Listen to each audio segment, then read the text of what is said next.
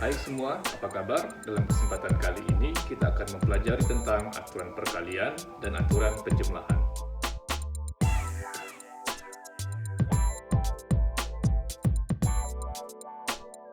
Untuk lebih memahami aturan perkalian dan penjumlahan, mari kita simak cerita.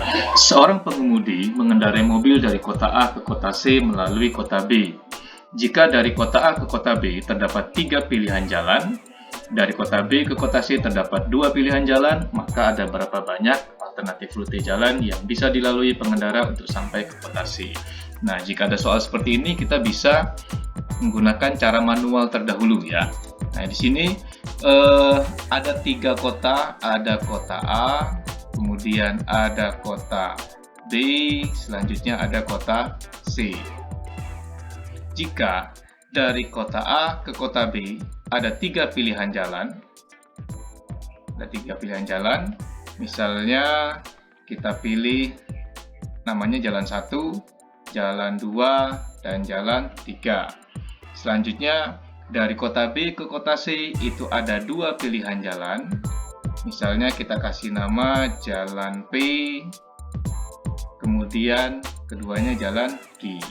Nah, jadi jika seseorang dari kota A ke kota C melalui kota B, tentu dia akan memiliki banyak pilihan jalan ya.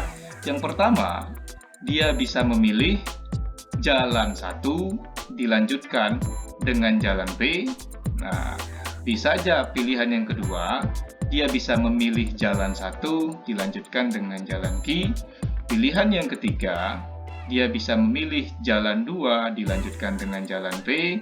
Pilihan yang keempat, dia bisa memilih jalan 2 dilanjutkan dengan jalan Q. Pilihan yang kelima, dia bisa memilih jalan 3 dilanjutkan dengan jalan B. Pilihan yang keenam, bisa dia memilih jalan 3 dilanjutkan jalan Q. Maka semua banyak pilihan cara ini ada sebanyak 6 pilihan. Nah, itu dengan cara manual. Nah, tapi dengan aturan perkalian, persoalan ini akan lebih mudah kita selesaikan ya. Dengan aturan perkalian,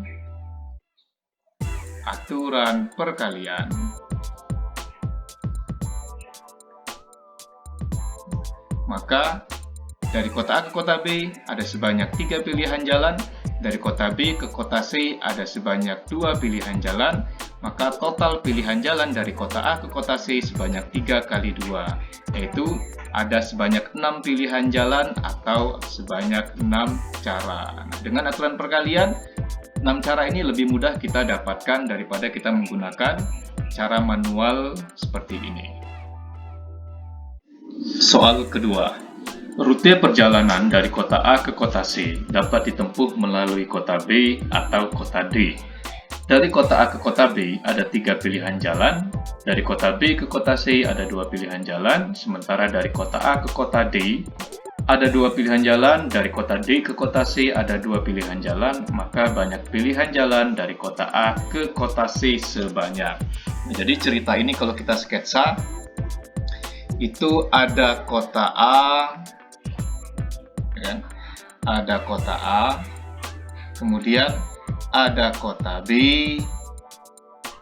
ada kota C. Nah, katanya dari kota A ke kota C bisa ditempuh melalui kota B atau melalui kota D. Dari kota A ke kota B itu ada 3 pilihan jalan. Dari kota B ke kota C ada 2 pilihan jalan. Selanjutnya dari kota A ke kota D ada 2 pilihan jalan. Dari kota D ke kota C ada 2 pilihan jalan. Maka banyak total pilihan jalan jika seseorang ingin berangkat dari kota A ke menuju kota C, maka bisa kita gunakan aturan penjumlahan. Yang pertama kita gunakan aturan perkalian dulu. Jika dia berangkat dari kota A ke kota C melalui kota B, maka akan sebanyak dia dari kota A menuju kota C melalui kota B. Maka ini akan ada sebanyak 3 dikali 2, yaitu ada sebanyak 6 cara. Oke. Selanjutnya, jika dari kota A menuju kota C, tapi dia ingin melewati kota D, nah maka akan sebanyak 2 dikali 2, yaitu akan sebanyak 4 cara. Maka total cara dari kota A menuju kota C akan sebanyak 6 ditambah 4, yaitu akan sebanyak 10 cara. Inilah yang dikatakan dengan aturan penjumlahan. Soal 3. Seseorang akan berangkat dari kota A ke kota C melalui kota B dengan menggunakan bis. Jika dari kota A ke kota B ada 5 pilihan bis, dari kota B ke kota C ada 4 pilihan bis, maka ada berapa banyak cara seorang tersebut pergi dan kembali dari kota A ke kota C, kemudian kembali lagi ke kota A, tetapi tidak ingin menggunakan bis yang sama saat pergi dan pulang. Oke, jadi sketsanya seperti ini. Ini ada kota A, kemudian ada kota B, selanjutnya ada kota C. Dari kota A ke kota B itu ada 5 pilihan bis, ya kan? Ada 5 pilihan bis. Dari kota B ke kota C ada 4 pilihan bis. Berarti jika seseorang ingin berangkat dari kota A ke kota B, itu ada 5 pilihan. Dari kota B ke kota C itu ada 4 pilihan. Nah, tapi ketika dia kembali, dia tidak ingin menggunakan bis yang sama. Artinya, ketika dia ingin kembali dari kota C ke kota A melalui kota B, pilihan bisnya itu tinggal 3. Ya, kenapa tinggal 3? Karena tadi berangkat kan ada 4 pilihan, tetapi 1 sudah dipakai. Berarti pulangnya itu tinggal 3 pilihannya. Selanjutnya dari kota B ke kota A, yang awalnya tadi ada 5 pilihan, tetapi sudah 1 dipakai bisnya, maka pilihan bis untuk pulang dari kota B ke kota A itu tinggal 4. Maka banyak cara ia pergi dan pulang dari kota A ke kota C, kembali lagi ke kota A sebanyak 5 dikali 4 dikali 3, selanjutnya dikali dengan 4. Berarti akan sama dengan 5 kali 4, 20, 20 kali 3, 60, 60 kali 4, sebanyak 240 cara. Dari angka-angka 1, 2, 3, 4, 6 akan dibentuk bilangan ratusan. Tentukan banyak susunan bilangan jika yang pertama, tidak boleh ada angka yang berulang. Nah, di sini dari angka 1, 2, 3, 4, 6, nah kita tahu bahwa banyak bilangannya ada berapa? 1, 2, 3, 4, 6, itu berarti akan sebanyak 5 bilangan. Ya. Jadi 1, 2, 3, 4, dan 6 itu ada 5 bilangan. Dan di sini akan dibentuk bilangan ratusan. Nah, kita tahu bahwa bilangan ratusan itu terdiri atas 3 digit.